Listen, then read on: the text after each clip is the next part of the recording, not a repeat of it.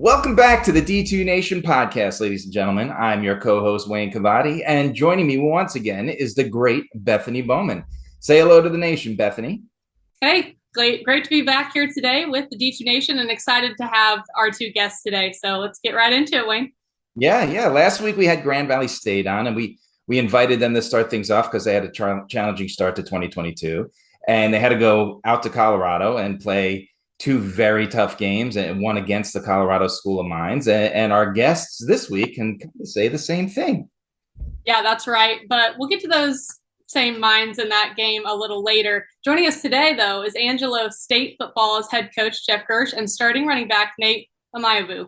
Thanks for joining us today, guys. Welcome to the nation. Thanks for having us. Thanks for having us. Yeah, absolutely. So if you've ever watched the show, we like to start off at the beginning because, that's the best place to start. So we like to let our listeners know why D2, why you both wound up here. So Nate, we'll start with you, big numbers at Sherman High School, I believe it was, right? And so obviously in Texas, there's a lot of big football and a lot of eyes, I'm sure, on people. So how did you wind up at Angelo State? Honestly, I went to a few camps. I went to a Baylor camp, OU camp, UNT camp. A lot of those names were guys or teams that were looking at me at the time, my senior year, but just didn't pull the plug. Didn't hand me the offer, give me the offer, which I thought they would have. But Angelo State came along kind of late, early January, late December. I think this was the first time I kind of heard from Angelo State, and it just so happened that they gave me a good offer. I ended up here, and I've loved it. So there's no regrets about that anyway. How far did you grow up away from Angelo State? I'm not from Texas, so all I know is it's about that big. So, oh yeah, Texas is huge. Sherman's about 5 hours away. Oh, okay, so pretty much another state. Something like that. It's like an hour north of Dallas or so. Okay. Now, Coach, you've been here a while, first as defensive coordinator and the last 5 years now as head coach. How did you wind up in D2? Well, I coached for 19 seasons at one university in NAI for a long time, and got to know a lot of coaches over my career. Spent a lot of time with the Northwest Missouri State staff. The head coach there, Rich Wright, now is a dear friend of mine, and just through different opportunities and knowing people, I got hired down here as the defensive coordinator at the end of the 2013 season. At the end of the 2013 season from NAI, I started here in 2014. I took over as the head football coach at the end of the 18 season. So I had 19, and then 20 was that COVID year, and then last year was the second full-time season to it. But it's just I was fortunate enough to have some success in NAIA and kind of work my way through it. I was very happy at St. Ambrose University, where I was at for 19 years, obviously. And but this was a great opportunity for me, and it's been a blessing to be at Angelo State. And Coach, we got some MIAA blood over here in Bethany, and Coach Wright was actually a first or second guest ever on the show back then. I was going to say, I try not to find a way to get MIAA talk on this podcast, but somehow it just always happens. Well, Coach Wright and I coached together at St. Ambrose for 4 years. And like I said, we're great friends. I'm actually my wife and I are godparents of his youngest daughter. So I've known Coach Wright, and just a great friend of mine and a great mentor for me over my time both as a coordinator as well as a head coach. That's awesome. Nate, let's go back to you and talk a little bit about your role on this team, because like you said, there's no regrets. You're having a good career here. Last year were the Lone Star State Conference back of the year. It's that nice two-back system. When Alfred Greer is healthy, it's you two just pounding away, and even Zach at quarterback. He's pretty mobile for a quarterback. What fits this style so well, and how are you able to succeed in this role?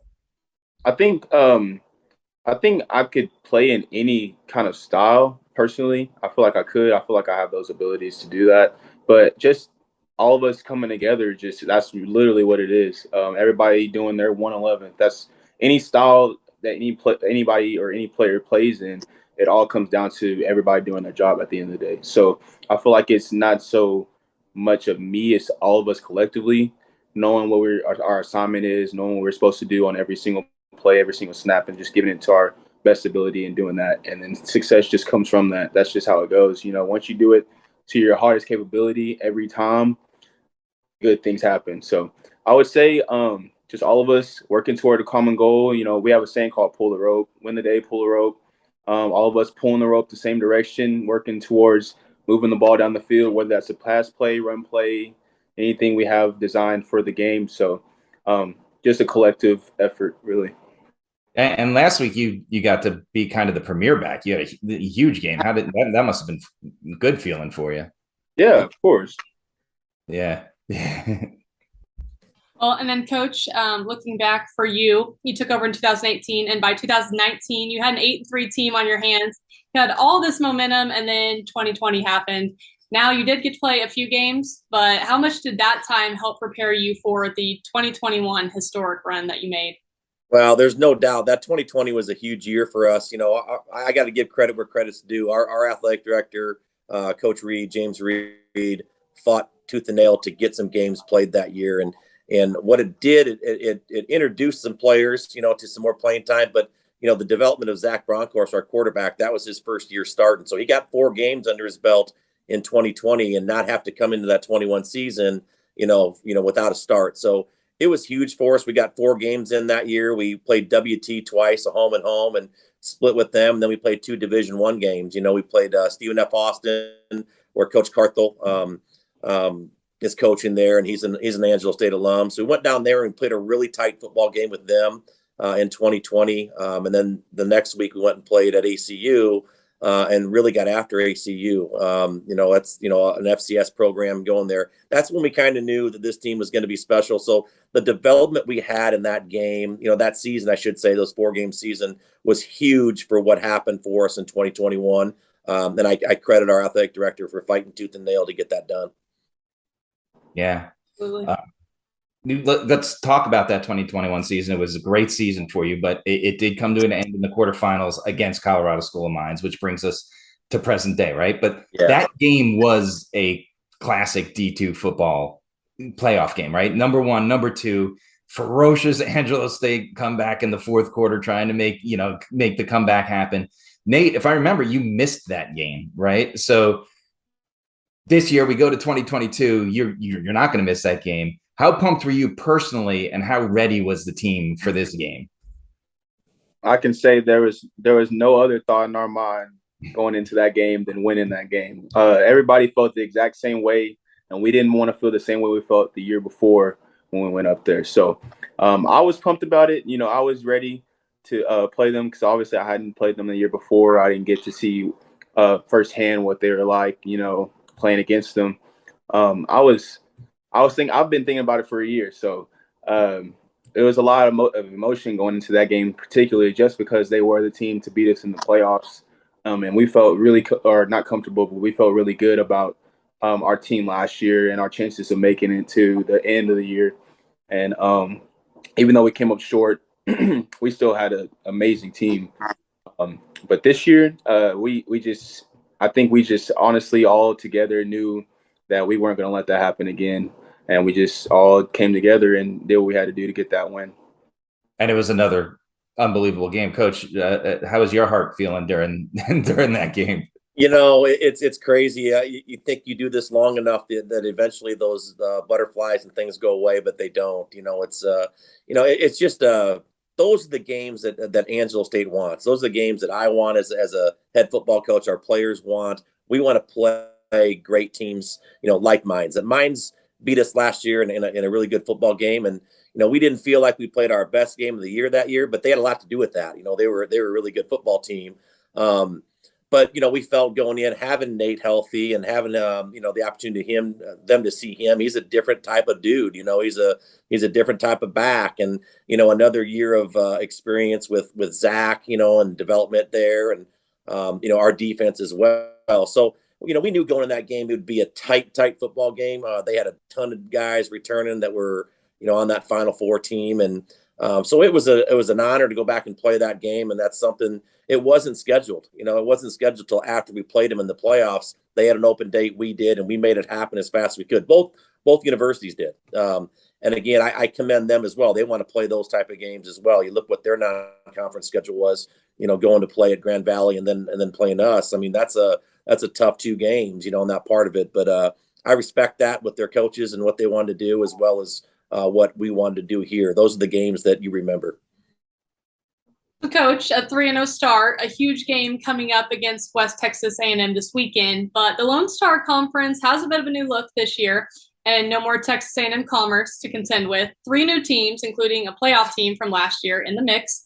What do you need to do offensively and defensively to repeat last year?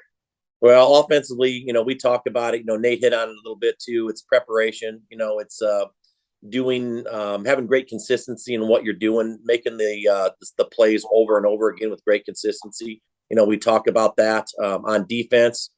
For us on defense, we're pretty good defense, if we don't give up explosive plays. If teams have to drive it on us, for 10, 13, 14 play drives, that's hard to do for what we do on defense. So if we limit big plays on defense and the explosive plays and make people earn it, we're a really good football team. And offensively, we've Nate and Alfred and Kaysen and all the guys that we've been handing the ball off to. We've been running the ball well. If you can run the football and play really good defense, you can win a lot of football games. And Zach stepped up this past weekend. He threw for 325 yards. So, and I think our offensive plays were 45 and 45 offense, for run and pass. So we were really balanced. But just having the capability of running the football, that's going to help us win football games. And obviously Nate's a huge part of what we do there. Coach, seriously though, the Lone Star Conference gets a team from Canada. Make it make sense. How did that happen? I'll tell you what, big picture of things, it's a blessing that it did happen, because, you mentioned, Commerce, leaving the Lone Star Conference. A lot of schools are looking at FCS route on that part of it. So, I'm concerned about where the Lone Stars are going to go football wise. I mean, it's a huge conference outside of football, but football, we only had 7 schools playing. So getting those other schools in there with Central Wash and Simon Fraser and Western Oregon, were detrimental to the conference in football, in my opinion. It's a challenge with travel. There's no doubt there. That's definitely a challenge for all the schools involved. But at the end of the day, having 10 games, or 9 games in it, and then going out and finding 2 compared to go out and finding 3 or 4, non-conference games. You can't be real picky on who you're going to play, finding, 3 or 4 different non-conference. And the other thing is when we only had 7, we were playing 7 road games, because people didn't have to play us. If we wanted a game, we would have to come there. So, getting those schools in through the GNAC, joining the Lone Star Conference was huge for us. And they're great programs.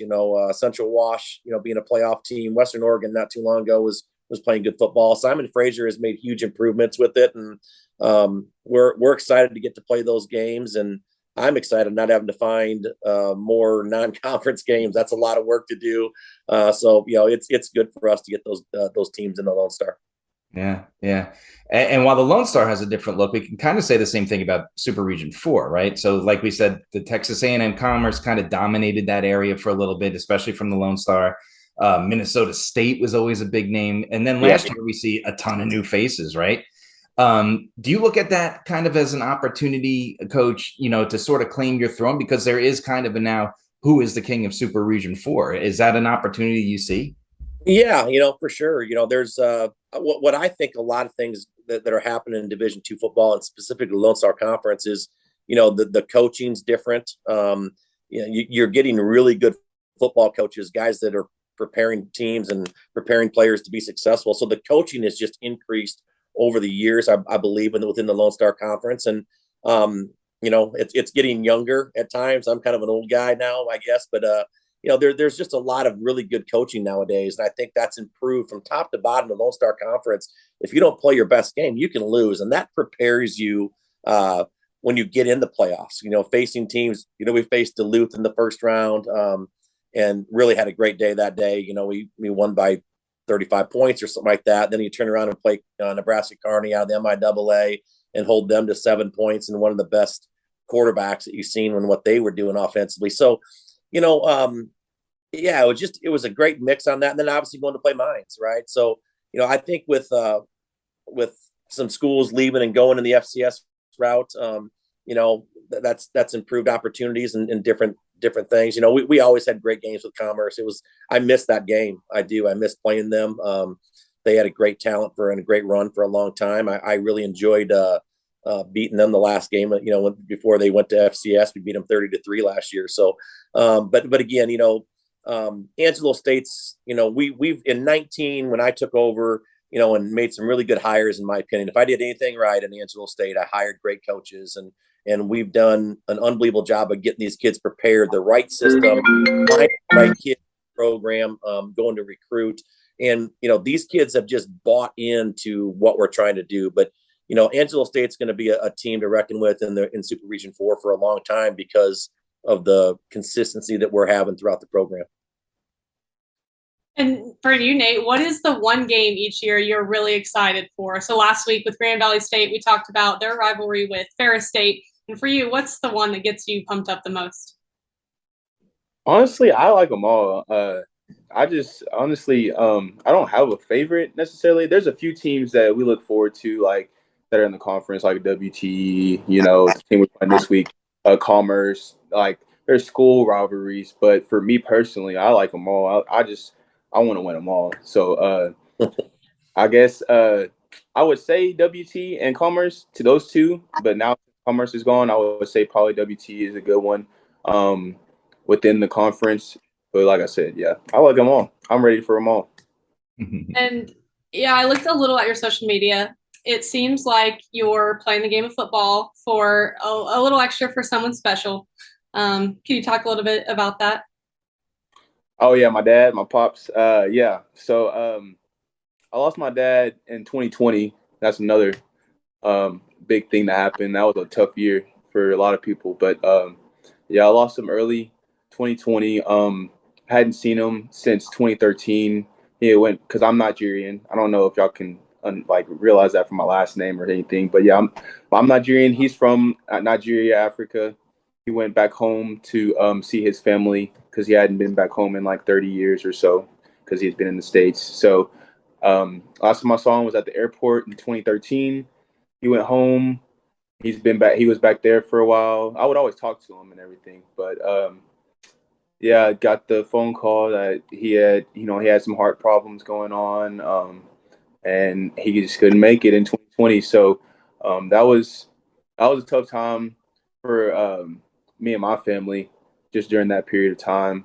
And it's gotten a little easier just knowing that he's up there watching over me. So I just try to be a good example for my brothers. I have two younger brothers, and they look at me in that role too. So I'll always, when I play, I know what I'm playing for. I know who I'm playing for. So I just try to tell myself, he's watching over you. There's nothing you got to worry about. Just know that you got bigger eyes on you. So tough to talk about, but I know he's in a better place, and I know he's proud of me. So yeah, we appreciate you opening up about that. That was it's a great story.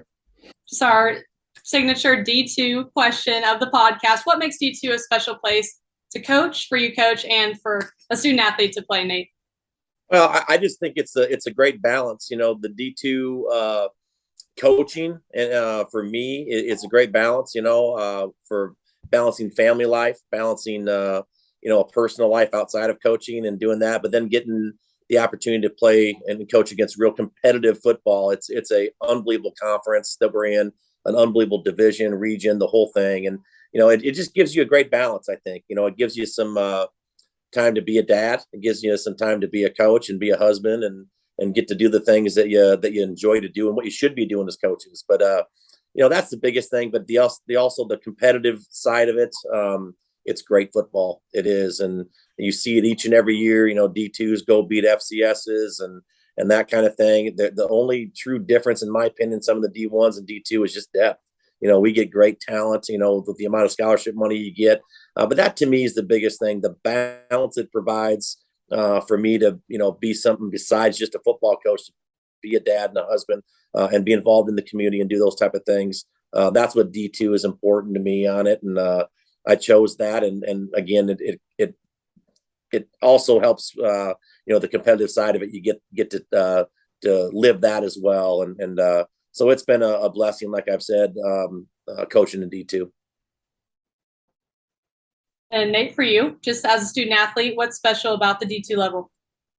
I think it's great. Honestly, I had a few other D2 schools offer me. I had, I don't know if y'all know about Southeastern Oklahoma State. That's kind of where I'm from.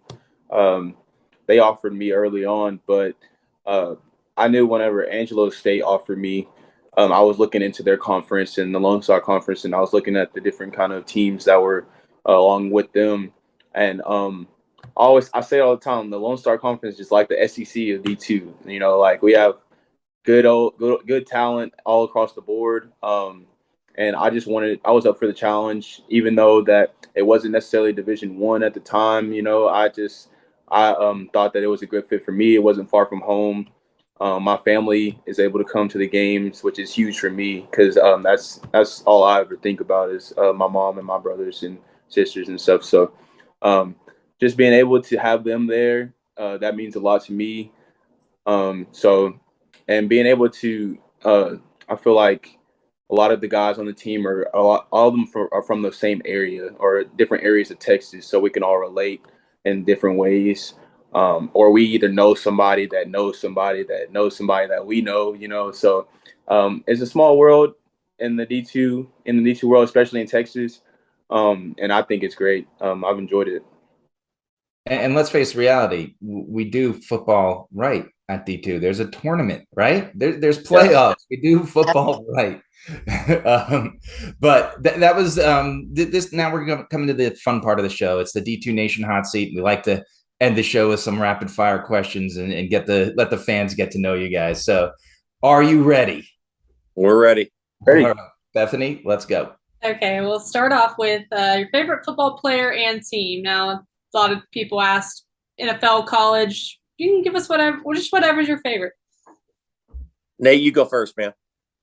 All right, favorite football player. I'll just go with running back since I'm a running back. Favorite running back is Barry Sanders. He's the greatest in my eyes. I think Barry Sanders brought to the game that he didn't necessarily have the best O-line or anything, but he did hit what he had to do, and he revolutionized the game in my opinion. So Barry Sanders for player, and then for team, I was a big Seahawks fan whenever Marshawn Lynch and the Legion of Boom was there. They just made football look just extremely aggressive and fun, and that's the type of football I play. So that was my team at the time. But I would say right now I don't really have a favorite team. I just like players and matchups and stuff like that. For me, the player growing up, I was a huge Dan Marino fan. Just absolutely loved watching him play football. Miami Dolphins have been a team. It's kind of a funny story. I have a twin brother, and my mom and dad brought home a Miami Dolphins coat and a Minnesota Vikings coat. I'm from Iowa, Midwest, so it was cold in the winters. And I got the Dolphins coat, and my twin brother got the Vikings coat, and that just kind of made me a Dolphins fan from there on. But Dan Marino and the Miami Dolphins were my two favorites. I just actually watched the 30 for 30 from Elway to Marino. That's a great 30 for Unbelievable. 30 It is. Yeah. Yes, sir. And speaking of documentaries or movies, what is, Nate, to you first, what is the best football movie of all time? That's a hard one, man. There's too many. There's too many good ones. I would say, best football movie. I gotta go Remember the Titans. Either Remember the Titans or Friday Night Lights. They're just I feel like those are the two main ones that everybody knows about. So Remember the Titans is how you get on Bethany's good list, because that's her one answer every time. Good deal. Well, I'm gonna get on the good list, and that to me is the best movie. I think there's so much in that movie outside of football that's taught in that movie that is incredible. So for me, for sure, it would be Remember the Titans. I made my two nieces, they're like 13 and 9, watch that the other day, and it wasn't for the football. They were like, you're gonna make us watch a football movie? I was like, it's not about the football. It's life lessons. Yeah, there really is. It's a great one for life lessons. Yeah. So next up, Nate, what is in your headphones pregame? And then, Coach, I'll have a special question for you afterwards. But what are you listening to, Nate? Oh man. Most likely, I'm probably listening to YoungBoy or I like Lil Uzi Vert. I like Future. A lot of hip hop for sure. But yeah, probably YoungBoy. I don't know if y'all know who that is, but Yeah, I do. I do. That's probably too. Do you have any guilty pleasure song, embarrassing song that you wouldn't want anybody to know you're listening to? We're talking Justin Bieber, Carly Rae Jepsen, anything like that? I really don't. I can't even think of it. I really can't. All right, you're safe. Coach, if you could pick the pregame playlist in the locker room, what would be on it? Well, they would not be happy if I could do that, for sure, man. I'm an old school country guy. I do like all music. I do. I can listen to any kind. But if you had me choose, like I love Don Williams, Willie Nelson, and Kenny Rogers, a lot of stuff, a lot of music like that that I listen to. But I don't turn the music off in the locker room that's on in there. I don't mind it. I'll listen to it. I may not understand everything that's going on and who's who and what's what when it goes, but I'm probably more old school country than those guys. Yep. Coach, what's your favorite food? Man, I'm a chicken wing connoisseur. I love to go eat chicken wings when I get a chance. That's something that I'll go do. And my wife was out of town for a couple of days last week, and I think I went to Wingstop about every night when she was out of town. So chicken wings for me. Nice. Nate? I'm a huge pasta guy. I like Italian food the most. My mom always cooked spaghetti, any kind of things like chicken spaghetti, lasagna, stuff like that. So huge pasta guy. Also, I like a lot of African food as well. There's things called jollof rice, plantains. I don't know if y'all have heard of plantains. They're amazing. Stuff like that. So, yeah. What show is your favorite binge-worthy television or Netflix show? Coach, you first. Me first. Oh man, I don't get to watch a whole lot of television on it. I watched. My wife and I we watched Cobra Kai. I know the new season came out in Cobra Kai on Netflix. We watched that because we were Karate Kid fans back in our day. That part of it, but Ozarks, that was a great show. We watched that as well. But I don't spend too much time getting that opportunity to watch TV. Nate, how about you? Man, I would have to say to this day it's the 100, man. I love that show. I'm a big, I don't know why, but I've always been a big, huge space guy for some reason. I just always thought it was interesting because you never know what's up there. So the 100, just because it's reasonable. And then also I like the show called Power. It has 50 Cent. Who else is in there? Mary J. Blige. A lot of other big names are in that show as well. So, yeah. Nate, I watched the 100. I know what you're talking about, man. I've seen that. I watched that myself. That's a good show. That's my favorite. It is. And Coach, Cobra Kai is the worst show in the history of time. It's it's almost like watching it for a train wreck to happen, and it does. But we enjoy it because it is funny and get to see some old characters from the old movies. Yeah. Nate, this is not a hot seat question, but what are you studying at school? I'm a health science major. I used to be a biology major. Then I made the switch my sophomore year just because they had a lot more courses that I was looking for to take. And I love it. It's great. I graduated in December, almost done, home stretch right here. So it's been good so far. Good. Okay. So this is the last question. Nate, we'll go to you first. If you had one superpower, what's it going to be? Oh, I think teleportation, because man, if I could just think to teleport to go wherever I wanted to eat or go to class and not even have to give any effort, then I would love that, honestly. Coach? I like how he thinks going to class and going to eat, not going to the beach or get just places that you drive to 5 minutes. Mine would definitely be mind reading. I'd love to hear or know what our guys are thinking about, that kind of stuff. I think for several different reasons, to find out when they need help and struggles, when they're struggling with things, but also like, what they're thinking and how we're teaching and coaching things and trying to teach them life skills, all the different things we do. So being able to read some minds would be really good superpower to have, I think. Yeah. And yeah. Don't lie. You'd want to also read the minds of the opposing coaches too. So. Well, that would help. I guess that would help starting this weekend. Yeah. But yeah, that's it. You did a great job on the hot seat. Thank you so much for joining us. We hope you had as much fun as we did having you. And obviously, good luck the rest of the way, especially this weekend in the big conference game. So thanks again for joining us. Yes, sir. Thank you. Yeah. Yeah. We appreciate it. Thanks for having Angelo State and Nate and I, and we enjoy it. And we enjoy what you guys do for D2 football. Thank you so much. Thank you so much. And before we go, remember, D2 Nation, we always need your support. So give us a listen on Google Podcasts, Apple Podcasts, Spotify, YouTube, and anywhere else you want to give a listen. Give us a like, give us a follow, and we'll see you next week on the D2 Nation.